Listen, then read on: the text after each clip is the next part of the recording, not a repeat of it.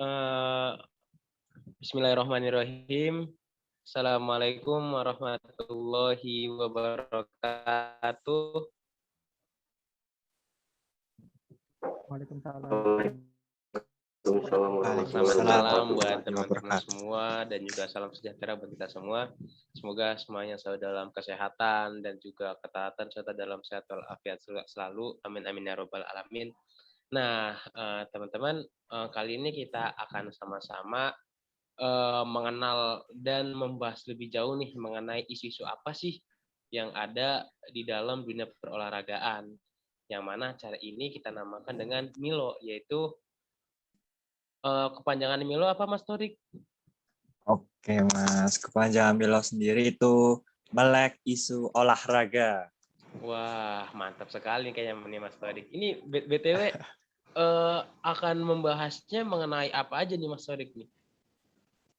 Oke Mas, ini kita mungkin kebanyakan akan bahas ini Mas, tentang olahraga-olahraga, isu-isu seputar sepak bola, bola basket, dan isu-isu yang lagi hangat-hangat nih Mas, kayak Wah, PON dan lain-lain. Wah, kayaknya seru nih acara ini. Mungkin biar mempercepat waktu kita mulai aja kali ya. Ya, buat teman-teman sekalian tuh, kita bisa melihat slide yang pertama. Yang mana kita itu sekarang, pertama kita akan membahas mengenai serba-serbi PON 20 yang digelar di Papua pada tahun 2021. Ya, jadi isu-isunya itu mungkin bisa kita lihat yang berikutnya. Nah, sebelumnya kami sendiri akan mengenalkan terlebih dahulu apa sih PON 20 PON ke-20 Papua 2021. Apa tuh Mas Turik, mungkin bisa dibacain? Oke, PON 20 ini digelar di Papua nih Mas. Nah, ini itu mempertandingkan 37 cabang dan 56 disiplin olahraga dengan 679 nomor pertandingan dan diikuti oleh 6.442 atlet dari seluruh provinsi di Indonesia yang diselenggarakan di Papua sendiri, Mas. Waduh, kayaknya ini benar-benar sebuah pertandingan atau olimpiade olahraga yang besar sekali ya, Mas. Iya, Mas. Iya. Khususnya di Indonesia ya, Mas. Waduh, mantap sekali nih. Ya mungkin bisa dilanjut ke slide berikutnya. Nah, teman-teman, ini for your information, yang mana klasemen 10 besar perolehan PON terkini. Yang pertama itu diduduki oleh Jawa Barat nih tentunya nih, Mas Torik nih. Dan Iya, yang kedua bener, itu, Mas. yang kedua Disusul itu sama ini, Mas. apa tuh? DKI Jakarta nih, Mas. Wah, ibu kota kita nih. Terus apa lagi Mas Torik? Dan yang ketiga ada Jawa Timur. Yang keempat ada Papua. Dan yang keempat ada Papua. Dan yang kelima ada Bali. Yang keenam ada Jawa Tengah. Yang ketujuh ada Kalimantan Timur. Yang kedelapan ada Riau. Yang kesembilan ada NTT atau Nusa Tenggara Barat. Dan yang ke-10 terbesar terakhir ada dari Lampung. Wah, hebat-hebat sekali nih ya para provinsi ini nih. Iya. Mungkin kita bisa lanjut ke pembahasan berikutnya nih kayaknya Mas Torik nih. Oke, Mas. Nah, ini nih kita akan masuk pertama ke bidang basket dulu nih. Katanya setelah 13 tahun tim ibu kota, akhirnya bisa injak final lagi nih. Akhirnya bisa injak final pertamanya dan raih medali emas. Aduh, berarti selama 13 tahun puasa piala dong ya Mas Torik ya. Iya Kayak bener, Mas. Soalnya di tahun-tahun yang kemarin itu yang menang itu Jawa Barat, Mas. Jadi ibu kota sendiri belum pernah menang nih. Waduh, 13 tahun bagaimana nih? terakhir. Ini sebenarnya apa namanya, kalau nggak juara-juara itu ada niatnya nih Mas Torik nih. Nawa itu Soma Tropi seperti itu kurang lebih Mas Torik. Iya. Puasa juara ya, Mas. Iya, itu namanya puasa juara ya. Mungkin menurut pandangan Mas Bung dan Mas kalian nih, bagaimana nih setelah melihat tema ini nih? Iya nih, untuk Mas Sidik sendiri gimana nih, Mas? melihat DKI Jakarta melawan Sulut nih Mas, untuk Mas Sidik? Baik, jadi menurut pandangan saya di pertandingan final kemarin itu perebutan skornya sengit sih. Quarter pertama aja cuman beda 4 poin. 4 poin itu di basket kan 2 kali bola masuk udah sama seri gitu. Jadi ya menurut saya itu pertandingan yang cukup sengit dan skornya juga nggak berbeda jauh gitu. Oke Mas, apalagi di Sulawesi Utara itu ada 3 point yang bagus ya Mas. Dibawa oleh Fernando itu Mas, nomor 10 kalau nggak salah tuh ya Mas. Nah, kalau di Jakarta itu mungkin ada ini ya Mas, kebanggaan ya Mas. Di Jakarta sendiri. Kalau pemain Jakarta yang hebat-hebat itu siapa aja Mas? Kalau pemain DKI, terutama yang di BL sih, kayak ada Yesaya Saudale, terus ada Ali Bagir.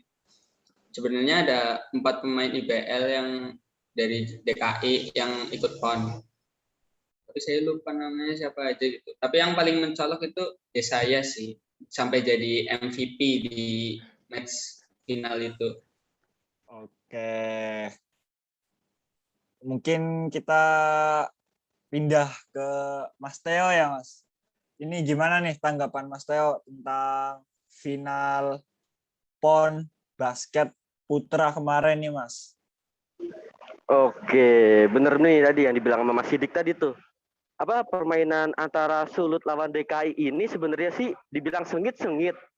Pertama dari kuarter pertama aja dari kedua pihak tuh bisa buat poin pertama tuh di sekitar menit kedua kalau nggak salah tuh. Diawali dengan falling dari DKI sehingga si Sulut itu bisa itu apa namanya free throw. Nah, keunggulan dari yang saya lihat nih kalau misal dari kuarter pertama nih, permainan dari kuarter pertama dari Sulut aja tuh dia pinter mainnya. Maksudnya dia tuh pakai mode apa namanya tuh zona shoot. Jadi dia nggak main maju. Dia pakai 3 poinnya dari siapa namanya tuh? Fernando kalau nggak salah.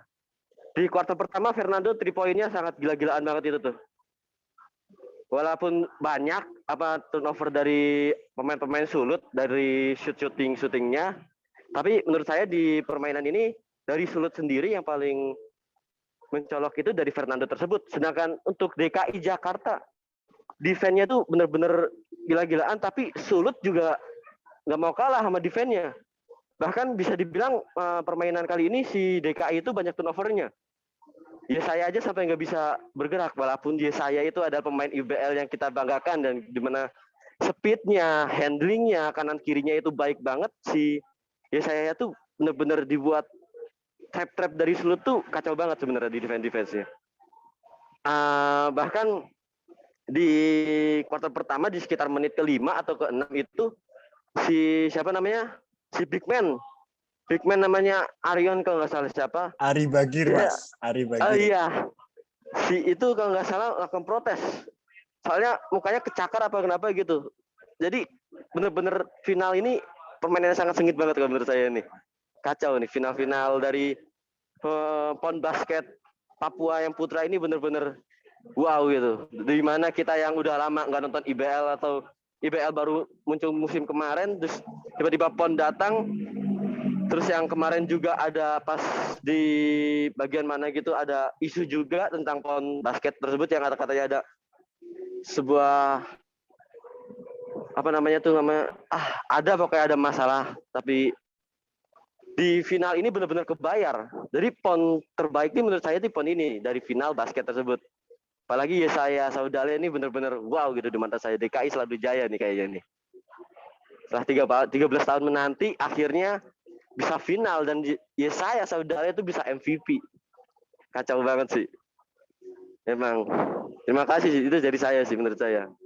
Excited banget saya kalau menurut masalah kayak gini nih. Oke Mas. Tadi emang pemain Jesaya ya Mas. Jesaya selalu di hati ya Mas. Itu memang pemain yang wah sudah top banget Mas di IBL. Apalagi bawa Indonesia untuk U21 Mas. Wah, itu udah top banget.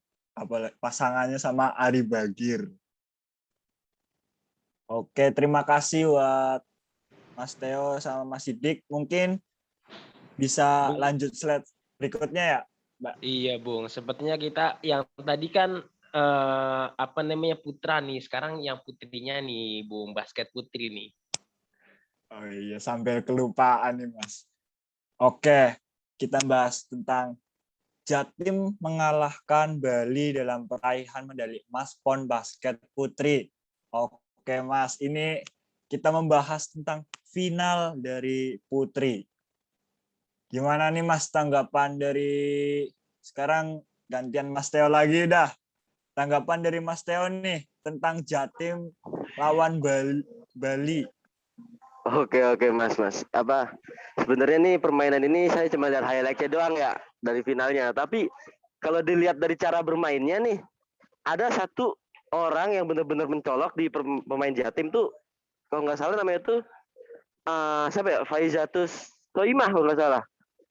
Nah, hebatnya itu dia tuh mainnya bener-bener wah ya kalau misalnya cowok itu udah di tingkat kacau sih. Jadi dia tuh berhasil nyetak 18 poin dengan 3 rebound sama 5 assist. Jadi di Jatim lawan Bali ini skor akhirnya tuh sebenarnya telak, bisa dibilang telak. Soalnya 5-6 ke 3-7, jadi beda sekitar 10 bola ya mungkin ya. Mungkin 10 bola. Sedangkan di yang bisa kita lihat kan di apa namanya di kuarter pertama di menit kelima itu si Jatim itu apa namanya tuh si Jatim tuh kesulitan ngelawan si Bali dengan sekitar skor tuh tertinggal 4-10 kalau nggak salah. Kalau seingat saya lupa ingat soalnya. Nah tapi makin perlahan kuarter habis tuh si akhirnya si Jatim tuh bisa menutupi apa namanya keseimbangan itu jadi 16-15. Permainan Jatim ini benar kacau sih, apalagi yang bisa kita lihat yang tadi saya jeputin tuh Faizatus Soimah itu benar-benar kacau permainannya. Jadi untuk Bali harus hati-hati nih kalau misalnya bisa ketemu dia nih. Dia bukan orang yang bisa dianggap remeh, bukan orang yang bisa dianggap wah ini mah defense-nya gampang. Enggak, tapi benar-benar kacau kalau saya bilang permainannya pada permainan final PON wanita ini ya. Mungkin itu dari saya nih. Coba ke Mas Sidik nih, mungkin penglihatan darinya gimana nih lihat final apa PON wanita ini nih. Putri. Ya kalau tanggapan dari saya juga cuma lihat highlight-nya aja nih. Kalau yang saya lihat di quarter awal emang Jatim tuh kayak masih kacau buat defense, masih berantakan gitu. Terus juga Bali juga offense-nya sebenarnya nggak kuat-kuat banget juga, ya masih sama-sama adaptasi mungkin. Di nuansa final kan pleasure-nya itu sangat tekanan jiwa, tekanan batin. Udah kacau sih, maksudnya harus punya mental yang kuat gitu buat bisa tampil maksimal gitu. Seperti yang tadi Mas Theo bilang, ada satu pemain Jatim yang emang mencolok itu mungkin udah berpengalaman juga di kancah turnamen basket gitu, jadi mungkin bisa kuat mental gitu. Lalu buat Bali nggak bisa dianggap remeh juga sih sebenarnya, cuman mungkin karena Bali gimana sih ya, masih terlalu offense-nya masih kacau sih kalau yang saya lihat. Jadi bisa disalip gitu, maksudnya salip skornya dibalap dan malah ter-comeback kalau bahasa itunya. Jadi ya mungkin gitu sih dari saya. Oke, bener banget nih kata Mas Theo sama Mas Sidik. Ini mungkin Jawa Timur ini small ball-nya, aduh, pemain small-nya ini keren-keren banget ya Mas. Apalagi 3 point-nya itu, aduh, kacau-kacau sih. Sama 3 point dari pemain yang mencolok itu, kata Mas Teo ya. Wah, terus untuk Bali sendiri sih mungkin menurut saya ya lumayan ya Mas. Karena pemainnya tinggi-tinggi gitu. Dibandingkan sama pemain Jatim yang small mungkin. Tapi untuk Jatim sendiri perpindahan bolanya itu cepat sekali Mas. Jadi bisa ngalahin lah ya. Apalagi tuh epic comeback, the real epic comeback bener. Yang tertinggal jauh, tahu-tahu dikejar. Wah, mantap sih buat Jatim. Wah, itu benar-benar sebuah pertandingan yang di luar ekspektasi kita berarti Bung ya. Iya benar sekali Mas Akil. Iya, ini sepertinya karena tadi sudah basket aja, kita pindah ke olahraga yang berikutnya nih kayaknya nih Mas Tarik nih. Ada yang panas lagi. Iya, Oke coba kita Mas Akil. bisa dilanjut aja nih Mbak. Nah, ini dia nih teman-teman nih. Yang mana ini tuh mengenai PON juga, yang mana cabang olahraganya itu adalah futsal. Nah, jadi di babak penyisian grup B itu ada beberapa kejanggalan nih pada saat permainan tersebut. Yang pertama itu keputusan wasit itu dianggap kontroversial atau melampaui batas-batas sportivitas nih menurut para warganet dan pandangan kebanyakan orang. Dan yang kedua itu adalah permainan yang dituduh itu kasar dan anarkis sekali ini permainan yang mana ini terjadi antara pertandingan Jawa Barat dengan Jawa Timur nih Mas Tarik nih, Bung Tarik. Iya Ya. benar sekali Mas. Nah, dan mungkin kita di sini akan menghadirkan orang yang sangat dekat dengan Jawa Barat, bukan sangat dekat sih, memang orang Jawa Barat sendiri dan juga orang Jawa Timurnya nih. Nah, langsung saja nih untuk orang Jawa Baratnya mungkin kita akan memanggil Bung Mas Hafid ya. Kepada Mas Hafid waktu dan tempat pandangannya kami persilahkan nih. Oke, makasih ya buat Kiel. Kayak aku sebagai warga Jawa Barat ingin ngasih pandangan nih tentang PON kemarin tuh yang lawan Jatim. Jadi sebenarnya aku nggak nonton live-nya ya, cuma waktu itu nonton delay live full-nya. Itu sebenarnya emang ya biasa-biasa aja sih, main futsal biasa gitu, nggak ada, maksudnya nggak yang seheboh di highlight, tapi emang yang di highlight itu anak-anak Jatimnya tuh kelihatan kayak kungfu, main kasar, terus juga kayak sikut nyikut gitu-gitu kan. Dan dari wasitnya pun kayak kelihatan kontroversial aja gitu. Cuman ngasih foul-foul yang sebenarnya nggak harus kayak gitu. Makanya waktu itu kan sempat ramai. Nah, apalagi dari Jawa Timur sendiri tuh kayak bener-bener nyari poin banget itu buat lolos. Dan satunya cara ya harus menang lawan Jabar kan waktu itu, makanya dia lolos ke semifinal walaupun akhirnya kan kalah gitu. Jadi sebenarnya pandangan aku sebagai warga Jawa Barat sih ya kurang senang aja sih waktu itu lihat Jatim kayak gitu. Harusnya kan lebih sportif sama lebih junjung tinggi fair play aja gitu. Kalau emang mau lolos ya skillnya keluarin gitu, jangan main kasar atau bahasanya bayar wasit itu kan kalau bahasa kitanya gitu. Tapi ya mungkin pandangan dari orang Jatim sendiri gimana nih, Bung Iben ya? Gimana Bung Iben? Oke, terima kasih.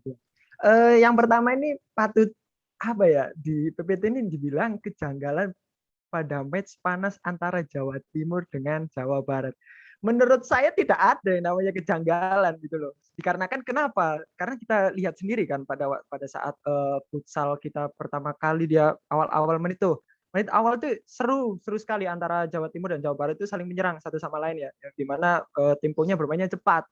Nah, pada saat kurang lebih menit ke-10 tuh dari Jawa Barat tuh melakukan sebenarnya itu sudah jelas ya menurut saya sebagai pandangan orang Jawa Timur, sudah jelas itu memang pelanggaran. tapi di mana orang Jawa Barat sendiri tidak mengakuinya. Nah, tidak mengakuinya itu dia itu protes kepada wasitnya, sehingga wasitnya pun emosi juga gitu loh. Jadi menurut saya itu sebenarnya memang benar-benar itu memang foul ya, memang itu pelanggaran Jawa Barat yang cuman ya mungkin tidak mengakui atau tidak bagaimana, saya kurang tahu kan. Cuman pada dasarnya itu pada pertandingan tersebut itu banyak Jawa Barat yang memang pelanggarannya di daerah penalti, sehingga kan Jawa Timur hampir rata-rata golnya itu dia lewat adu penalti gitu loh. Jadi menurut saya pelanggaran tersebut itu memang disengaja karena memang di dalam kotak penalti dan mungkin namanya juga udah kalah gitu kan ya, udah kalah terus menyalahkan wasit ya saya kurang tahu gitu loh. Tapi pada dasarnya pada saat permainan itu memang kondisinya itu memang Jawa Barat itu memang cari pelanggaran gitu loh dari saya. Jadi ya untuk apa gitu Jawa Timur membayar wasit, memang itu secara dilihat sudah terlihat itu memang pelanggaran murni yang dilakukan oleh Jawa Barat sehingga dilakukan penalti-penalti.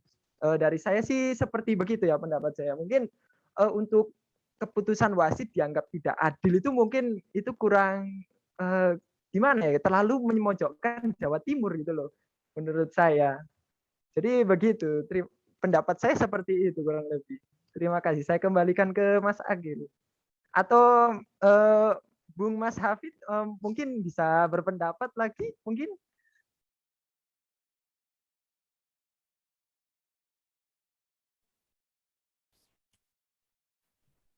Coba dari Akil dulu, coba dari Akil gimana? Atau nanti lihat aku. Ya, mungkin jikalau dari saya sendiri dikarenakan saya dari Jawa Barat sendiri kan. Ya mungkin saya kurang lebih ke pendapat tadi ke Bung Mas Hafid nih. Mungkin dari teman-teman yang lain barangkali ada yang mau mengeluarkan argumentasinya mengenai pertandingan ini, yuk dipersilahkan. Mas Anggi ataupun mbak-mbak yang lain.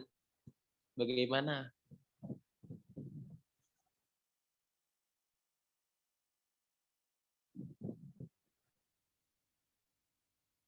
Ya menurut Mas Anggi bagaimana Mas Anggi?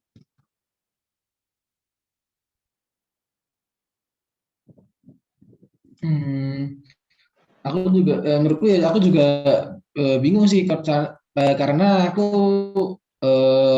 nggak nonton langsung sih pertandingan ini gitu. Jadi aku ya mau jawab mana juga bingung apakah yang memang benar itu dari Jawa Barat atau Jawa Timur, saya juga bingung Mas. Seperti itu Mas. Oke, mungkin bisa kita kembalikan ke Bung Mas Hafid nih sebagai salah satu orang Jawa Barat yang bersuara nih. Oke, paling aku mau nanya nih ke Bung Iben nih. Yang highlight yang kayak di TikTok gitu kan, kayak yang kungfu, terus juga sikut-sikutan Jatim itu sebenarnya kan nggak kurang banget gitu kan kalau sebagai pemain futsal yang sebenarnya nggak perlu kaki ke atas terus juga sikut-sikutan. Itu gimana nih pendapat dari orang Jatim sendiri? Yang pertama dari saya memang permainan futsal bisa dikatakan memang lebih keras daripada permainan bola lapangan ya mungkin. Tapi menurut saya setiap foul mungkin dalam strategi permainan futsal itu memang mungkin ada strateginya ya supaya mungkin musuh itu tidak bisa mencetak gol atau strategi menyerang. Tapi menurut saya dengan permainan seperti tersebut itu tidak apa-apa asalkan strateginya itu memang jelas ditujukan oleh musuh gitu loh. Tapi kalau dilihat-lihat itu memang seperti yang kita ketahui memang itu termasuk pelanggaran. Memang itu saya mengakui memang dari Jawa Timur memang pelanggaran. Cuman kalau untuk kejanggalan wasit nih kan memang udah pelanggaran nih. Jadi ya menurut saya itu keputusan yang tepat gitu loh. Jadi ya tidak bisa dipungkiri gitu. Itu memang suatu kesalahan. Dan apabila itu dari pemain sendiri menganggapnya itu wasitnya bayar atau dituduh gimana kan, ya berarti itu bisa ada dua kemungkinan. Yang satunya bisa nggak mengakui kalah, atau satunya memang memang benar-benar nggak mau kalah gitu loh. Dari saya seperti itu kurang lebihnya.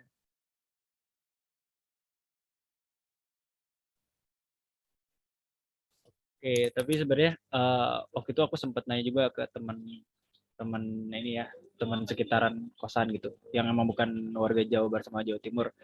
Ya sebenarnya mereka highlight, yang mereka lihat itu sebenarnya kan bukan soal main atau enggaknya gitu kan, soal kasar sama kinerja wasitnya gitu. Tapi ya sebenarnya kalau emang nggak ngerti futsal sih pasti ngiranya kayak gitu kan, orang-orang awam tuh pasti wah Jatim kasar nih, wah wasitnya kacau nih gitu-gitu kan. Sebenarnya ya aku ngelihat di berita-berita pun kayak komentar PSSI gitu, ngelihat PSSI apa sih yang buat ngurus futsal itu katanya emang sebenarnya nggak separah yang di media-media sih gitu, tapi apa media-media itu terlalu ngebesar-besarin sama ngebawa orang-orang awam jadi kayak ngejudutin orang Jatim gitu. Jadi sebenarnya ya aku sendiri sebagai orang Jabar ya udah apa-apa sih itu kayak salah satu drama di futsal atau di sepak bola yang emang suka terjadi lah ya. Jadi emang nggak apa-apa sih sebenarnya kalau emang kemarin terjadi kayak gitu gitu. Biar nggak terlalu monoton juga kan kalau main futsal atau sekelas pon gitu, biar ada drama-dramanya sedikit sih. Kayak gitu sih mungkin dari pendapat aku. Aku balikan ke Bung Akil. Mau Bung Akil. Oke, terima kasih kepada Bung Mas Hafid dan juga Bung Iben yang telah bersuara. Yang mana masing-masing mengeluarkan argumen atau pendapat dari masing-masing ya. Mungkin kalau menurut saya seperti ini ya, jika karena saya juga mungkin pernah beberapa kali ikut lomba futsal dan lain sebagainya, sebenarnya benar tadi apa yang dikatakan oleh Bung Iben, yang mana futsal itu bisa dibilang lebih keras dibandingkan permainan sepak bola ya teman-teman ya, mungkin bisa dibilang seperti itu, karena di futsal karena kondisi lapangannya sempit maka akan dibutuhkan suatu fisik yang lebih beradu lagi tuh di antara lapangan sempit tersebut. Dan yang kedua tadi seperti kata Bung Mas Hafid, yang mana katanya tadi itu tuh yang di media TikTok atau lain sebagainya tuh hanya dibesar-besarkan. Ya mungkin bisa dibilang seperti itu karena di kacamata kami sebagai pemain futsal, hal tersebut bisa dibilang hal yang lumrah. Namun mungkin ada sedikit nilai sportivitas yang terkurang gitu dari pertandingan tersebut. Tapi secara keseluruhan mungkin itu pertandingan yang dapat diterima lah, kurang lebih seperti itu. Karena di dalam kacamata kami juga tadi seperti itu kan, kalau fisik atau apa di futsal memang wajar seperti itulah. Dan keputusan wasit yang mungkin itu memang keputusan yang seharusnya atau mungkin ada nilai-nilai sportivitas yang kurang, semoga bisa ke depannya sama-sama bisa ditingkatkan khususnya di Indonesia kita tercinta ini. Ya, mungkin Bung Torik, halo Bung Torik. Oke Mas, mungkin kita lerai dulu ya Mas antara Jawa Timur dan Jawa Barat ini ya Mas. Bisa dilanjut ke slide berikutnya nih Mas. Waduh, apalagi nih kayaknya nih. Waduh. Ini, waduh, ini tuh sebenarnya suatu kabar yang apa ya, yang nggak dikira-kira gitu Mas. Seperti Messi aja nih, Messi padahal pas kemarin sorenya sudah dikonfirmasi bahwa besoknya akan didaftarkan di Barcelona gitu, akan kembali masuk ke Barcelona. Tapi tiba-tiba nih, saya sendiri sebagai penggemar Barcelona, tiba-tiba di jam 3 pagi ada kabar nih. Ada kabar dari di akun Barkas tuh bahwasanya Messi tidak bisa melanjutkan dikarenakan peraturan dari La Liga atau kebanyakan market value atau gaji dari pemain Barcelona itu melebihi 200 juta euro, kurang lebih seperti itu. Ya, mungkin kita tanya pendapat dari Bang Dodo Lovers dulu nih. Mas Anggi atau mungkin Mas Faiz, Bung Anggi, Bung Faiz, silahkan dipersilahkan nih. Aduh, ini siapa dulu nih? Siapa Faiz dulu nih? Mas Anggi dulu boleh deh. Oke, baik. Terima kasih Mas Mas Agil. Emang bener apa ya? Emang bener sih kabar yang mengagetkan gitu. Sejagat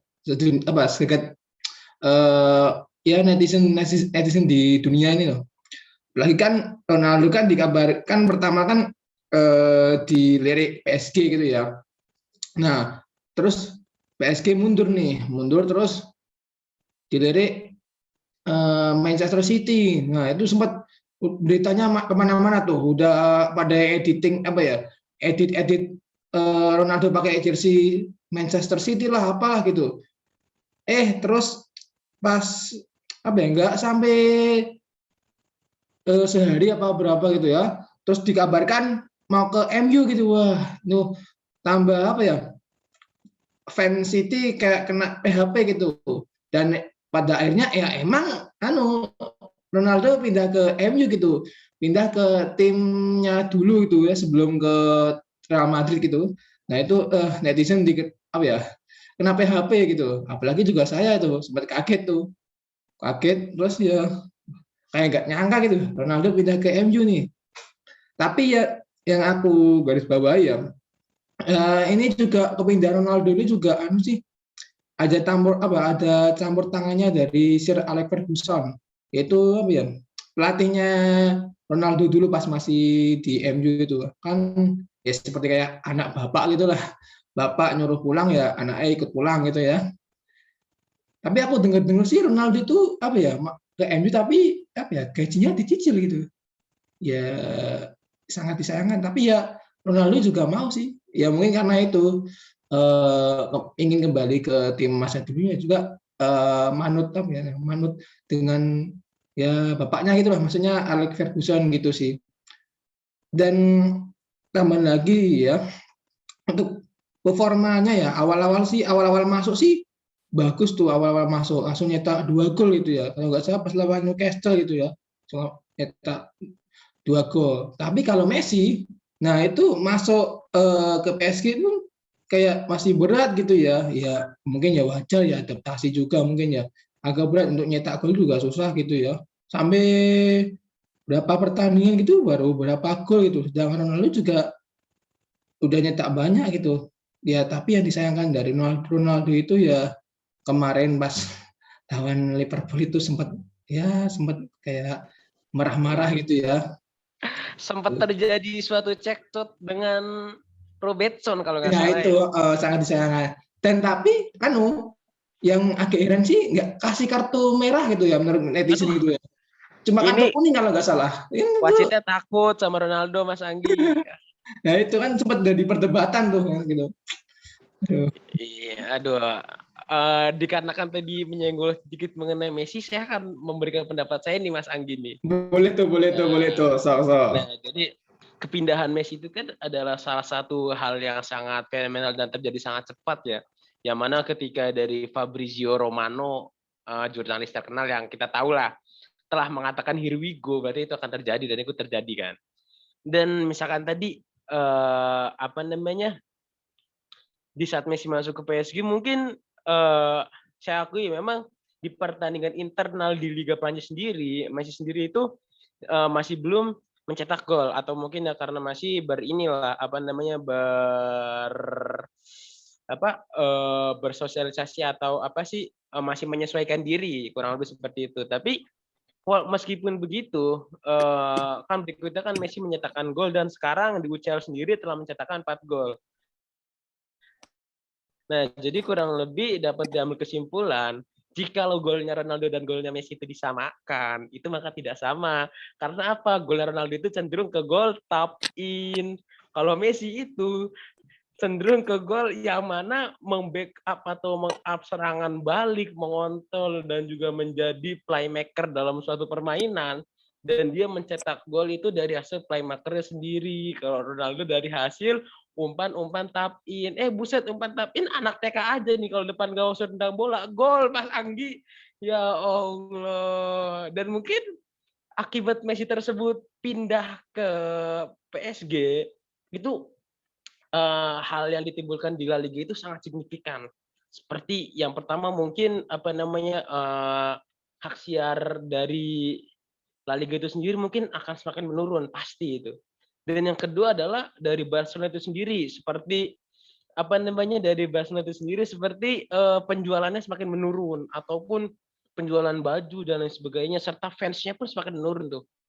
Ya, untuk efek dari Ronaldo itu sendiri bagaimana nih? Mungkin karena di sini ada dua yang pecinta Ronaldo, kita bisa senggol satu lagi nih dari Mas Faiz. Mungkin Mas Faiz nih kayaknya mau ngomong nih Mas Faiz. Silahkan ayo, Bung Faiz mana nih? Yo, izin masuk ya. Sorry, nggak bisa on cam. Oke, bagaimana nih Bung nih? Kira-kira efek yang ditimbulkan sama CR pergi itu gimana sih? Setauku sih adem-adem aja, perasaan malah pindah ke MU, bikin MU nambah bangkrut kemarin 5-0. Aduh, di kandang sendiri Oke. lagi Old Trafford. Aduh, Oke. parah. Kita bahas dari yang ditinggalin dulu nih, dari Juve-nya nih ya kan. Dari Juve untuk 3 pertandingan pertama setelah ditinggal Ronaldo nih, kan emang bener-bener hancur-hancuran. Sampai pernah di peringkat 7 atau 6 gitu ya. Dari pelatihnya kan bilang katanya, dari fans-fans dan pelatihnya bilang, kita nggak butuh Ronaldo. Padahal ketika ditinggal Ronaldo, benar-benar hancur-hancuran gitu. Walaupun ya sekarang udah mulai bangkit lagi gitu, karena performa dari pemain-pemain dan kekompakan dari pemain-pemainnya sudah bagus. Terus kita ke ini aja sekarang, ke MU-nya sendiri. Sebenarnya saya juga bukan pendukung MU murni ya. Mungkin bisa lebih ke Mas Theo. Cuman sedikit ngebahas aja. Berarti Anda ya, bisa dibilang pendukung MU karbitan ya, karena ada Ronaldo ya? Enggak, saya ini pendukung Madrid justru. Cuman senang aja sama Ronaldo gitu. Oke, mungkin dari MU sendiri nih, apa yang didapat dari kedatangan Ronaldo. Dari MU sendiri penjualan dari jersey, penonton, bangku penonton itu selalu laris karena adanya Ronaldo. Apalagi di match-match pertama awal-awal kedatangan Ronaldo ini benar-benar fanatik banget gitu fans-fans dari MU untuk kedatangan Ronaldo lagi. Cuman di beberapa pertandingan terakhir ini benar-benar nggak bisa dibilang kesalahan dari Ronaldo juga sih emang. Karena kita ngeliatnya dari sisi pelatih aja dari sini. Untuk Ole sih, kalau kata saya Ole out ya. Karena nggak pantas banget buat ngelatih MU. Udah 4 musim kita lihat nggak ada perkembangan gitu. Udah beli pemain sekitar 100 lebih juta euro ya. Bung Faiz, berarti niat Nawetu Soma Tropi itu cocok untuk MU ya? Banget, sangat cocok. Mungkin Mas Theo yang mendengar ini agak kesel ya, Theo ya. Tapi emang bener-bener MU ini nggak ada perkembangan gitu sejauh ini. Sekarang poinnya sama malah sama kayak Arsenal. Yang dulu Arsenal di peringkat hampir mau degradasi kan. Sekarang Arsenal udah mulai bangkit. Walaupun karena Arsenal lawan-lawannya ya lawan menengah ke bawah sih, masih belum ketemu yang menengah ke atas gitu kan. Tapi untuk poin udah sama sekarang 14 poin. Ya gitu sih mungkin untuk kedatangan Ronaldo. Karena kedatangan Ronaldo ke MU ini juga menurut saya ya, ini karena panik buying aja gitu. Panik buying bukan karena kekurangan pemain di lini MU-nya, tapi karena panik buying karena fans-fansnya gitu kan. Takut Ronaldo malah ke tim rival gitu. Gitu sih, Mas Akir. Oke, terima kasih nih sebelumnya untuk Bung Anggi dan Bung Faiz nih. Berarti dapat kita ambil kesimpulan di saat Ronaldo dan juga Messi itu pergi, masing-masing klub yang sebelumnya ditempati kan mengalami perubahan yang sangat signifikan ya. Contohnya seperti Barcelona yang mana ketika Messi pergi, wah benar-benar hancur Barcelona seperti sekarang ini. Sampai sekarang setengah musim nggak ngapa-ngapain Barcelona itu. Sampai champion kalah. Itu saya sendiri mengakui. Karena ada peribahasa no Messi, no party seperti itu dalam Barcelona. Karena di peribahasanya itu Barcelona ya adalah Messi, ya seperti itu kan. Makanya sekarang di saat Messi itu pergi dari Barcelona, Barcelona itu seperti kehilangan hatinya untuk bertanding dalam sepak bola. Sehingga banyak match yang kalah meskipun ya pokoknya hancur bener. Begitu pula dengan tadi Juventus mungkin di saat Bang Ronaldo pergi itu mengalami kehancuran atau bagaimana dalam visi atau teknik bermainan. Tapi ya itu semua mungkin memerlukan proses untuk lebih baik lagi, untuk berkembang lebih baik lagi ya teman-teman ya. Ya mungkin itu ada barangkali ada yang berpendapat masih buat Juventus atau apa, bolehlah kita adu lagi kali ya nanti kita beli champion, itu pun kalau Barca lolos sih ya. Berlanjut mungkin ke berikutnya nih, sepak bola masih ada lagi nih ya. Untuk gua ya emang dua-duanya masuk gua sih, mau Barca, tapi Barca masuk goanya tanpa Messi ya. Kalau MU masuk gua ada Ronaldo ya. Ini sepertinya Mas Tori kalau terus dilanjutkan kayaknya semakin lama semakin panas sih Mas Tori. Apa kita lanjut aja kali ya ke yang Lanjut berikutnya? aja lah Mas, ini panas banget, ini udah panas Ada banget. kabar apa lagi nih? Ini masih dekat-dekat sama Liga Inggris sih ini. Coba Aduh, bisa di slide apa tuh Mbak, nih? ke slide berikutnya nih. Oke. Iya, oke. Ini nih selanjutnya nih. Siapa yang di sini tahu Sultan Arab? Angkat tangan. Iya, nah kan sebelumnya kan kita mengetahui kan bahwasanya klub-klub Sultan itu seperti Manchester City atau Manchester PM, Manchester PSG atau PSG, Paris Saint-Germain kan seperti itu. Dan sekarang Iya, nih bener, Mas. Bung Torik muncul lagi nih klub Sultan terbaru nih Bung Torik Iya, nih. Mas. Siapa Iya, tuh Bung Torik? itu Bisa dijelasin tuh. ada Newcastle nih Mas yang dibeli sama Sultan dari Arab Mas, ya Allah. Oh, gila nggak Jadi tuh? ini Sultan dari Arab ini kaya banget ya Mas. Lebihi dari semuanya lah Mas. Nah, Manchester City. betul Mas Sodik. Jadi kekayaannya itu yang pertama itu dari semua pemilik sepak bola itu yang pertama dari Newcastle United dengan kekayaan 320 juta billion apa sih mata uangnya Inggris? Pound Itulah. sterling. Euro, pound sterling. Ya, terus yang berikutnya itu ada Manchester City dengan 23 tuh bedanya aja tuh jauh sekali. Terus ada 1/10 Mas, mungkin 1/10. Jauh sekali nih. Nah, kira-kira nih saya akan menanyakan pendapat dari teman-teman yang hadir di sini sekalian nih. Kira-kira jikalau Newcastle ini telah dibeli oleh seorang sultan yang benar-benar sultan, hal apakah sih yang akan terjadi? Apakah bakal menjuarai UCL atau Premier League atau mungkin bisa membeli CR, Mbappe, Haaland dan lain sebagainya nih? Ya, kepada bumbu sekalian boleh nih berpendapat nih, langsung on mic aja. Izin masuk nih, mau bahas Newcastle. Faiz dulu. Mas Faiz, silahkan Mas Faiz. Oke, Newcastle ini menarik banget nih. Sekarang kita ngelihat standing dulu nih dari Newcastle untuk hampir setengah musim ini Newcastle ini ada di peringkat 19 degradasi. Kalau kita ngelihat 2 bulan ke depan karena bakalan pertengahan musim ya, kayak kita bakalan ngelihat Newcastle bakal ganti pelatih dan boros-borosan beli pemain gitu kan untuk memperbaiki peringkat nih di Premier League. Karena nggak mungkin dari investor Arabnya itu, siapa namanya itu Kil? Dari anaknya Syekh Abdullah ya, Syekh Abdullah. Nah, itu. Bin Salman yang pemilik itu kan? Ya nggak mungkin dia ngebeli ini, cuman di musim depannya justru malah degradasi gitu kan. Mungkin dari pengamatan saya sih musim depan bakal boros-boros beli pemain. Tapi nggak tahu ya pemain-pemain mana aja yang bakal beli. Cuman kabar-kabarnya nih dari Newcastle bakalan ngeboyong Coutinho dari Barca karena di Barca juga dia kurang dipakai ya di formasinya Koeman out. Untuk ada lagi mungkin kabar-kabar lainnya itu bakal ngeboyong Asensio karena Asensio di Madrid juga jarang dipakai nih.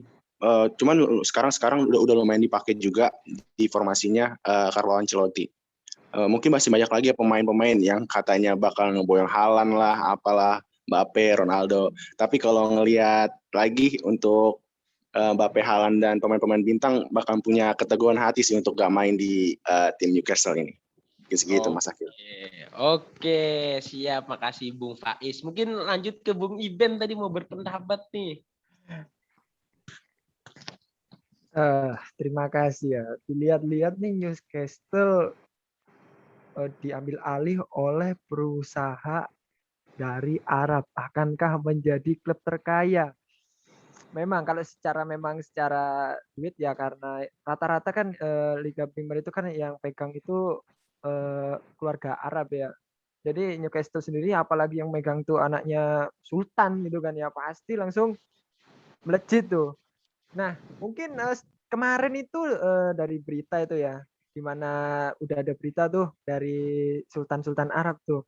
Nah, yang supporter Newcastle-nya sendiri tuh seneng banget gitu kan, sampai menggunakan baju Arab gitu kan ya. Seneng banget, cuman ya pada saat itu kalah 5-0 jadi nggak jadi seneng. Cuman kasihan gitu ya. Cuman tapi ini mungkin musim depan sangat berpotensi menjuarai Liga Primer, karena yang kita ketahui sebelumnya dibeli Sultan Arab tuh Newcastle ya tidak setenar seperti MC gitu kan, karena ya tahu sendiri lah pemainnya saja kurang gitu kan ya. Dan semoga aja rumor-rumor membeli pemain yang bagus-bagus tuh ya semoga aja terbeli ya, karena kita sudah bosen di Premier League sendiri ya, yang menang itu aja. Semoga Newcastle ini tahun musim depan bisa memenangkan juara. Kalau bisa sih beli itu Lewandowski, Griezmann, Haaland, Iya. Cukup. Bung Iben yang request cukup Sultannya bukan Anda ini.